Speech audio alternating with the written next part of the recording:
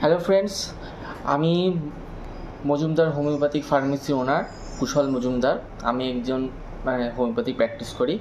ঠিক আছে, এখনকার দিনে সবথেকে কমন প্রশ্ন হচ্ছে বাচ্চাদের জ্বর, ঠান্ডা লাগা, কাশি, এর ক্ষেত্রে বেস্ট হোমিওপ্যাথিক ওষুধ কোনটা।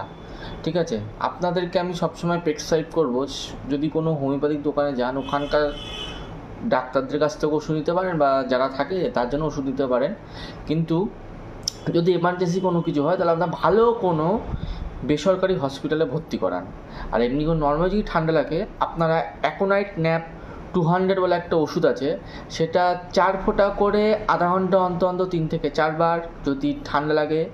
আর যদি হাঁচি হয় অ্যালুম সিপা 30-206 যে কোনো পাওয়ারের ওষুধ আপনারা যে কোনো হোমিওপ্যাথিক দোকান থেকে আপনারা ক্রয় করে সেটা কি আপনারা 4 ফোঁটা করে 2 থেকে 3 বার আপনি খাওয়াতে পারেন, তাতেই কমে যাবে। থার্ড একটা ওষুধ হচ্ছে অ্যালার্জিন ড্রপ বা P3 ডক্টর পুরুষোত্তমের।